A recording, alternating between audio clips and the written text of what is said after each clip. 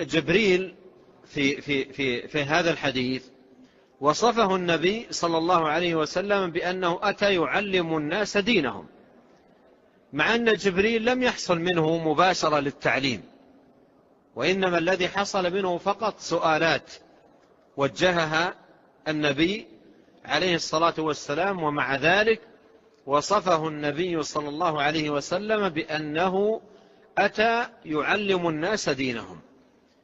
وهذا يستفاد من أن من طرح سؤالا على عالم ومراده من ذلك أن يفقه الناس من دين الله تبارك وتعالى ما يجهلونه أو ما هم مفرطون فيه، فإن هذا السائل يثاب ثواب من يعلم الناس دينهم، فإن هذا السائل يثاب ثواب من يعلم الناس دينهم، لأن العالم تعليمه للناس بمباشرة التعليم، وهذا تعليمه للناس بالتسبب في التعليم. العالم تعليمه للناس بمباشرة التعليم، وهذا تعليمه للناس بالتسبب.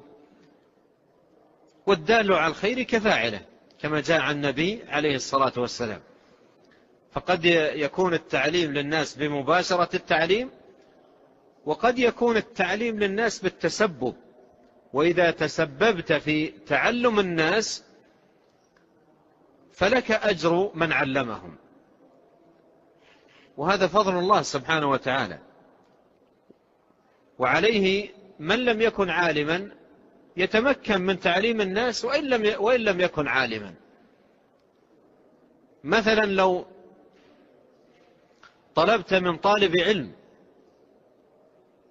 علم متمكن في بلدك أن يعقد لكم درسا في مسجدكم تدرسون 40 للنووي رحمه الله أو غيره من كتب أهل العلم، وألححت عليه في ذلك وبينت له حاجة الناس ووافق، وبدأ يحضر ويعد ويراجع ويعلم ويفقه، كل ذلك يكتب لك، وأنت لم يحصل لك من الجهد إلا الطلب منه في بداية الأمر، وكل الجهد الذي يبذله يكون لك مثل أجره. الدال على الخير كفاعله، الدال على الخير كفاعله، أي كفاعل الخير. ولهذا تعليم الناس قد يكون بالمباشرة، وهذا لا يكون إلا من العالم، ويكون بالتسبب وهو من العوام. العامي من المتيسر له أن يفقه الناس بالتسبب، والتسبب في تفقيه الناس له طرق كثيرة، إما بهذه الطريقة أن تسأل العالم في محفل ومجمع للناس حتى يفقهوا دينهم، فتتسبب في تعليمهم دينهم،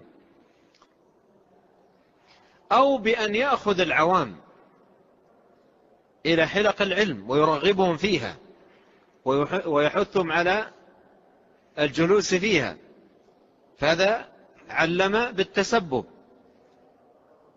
وكذلك من وسائل التعليم بالتسبب مما هو متهيئ للعامي أن يهدي للناس الكتب النافعة والأشرطة المفيدة التي تفقههم في دين الله تبارك وتعالى، فهذا متعلم بالتسبب.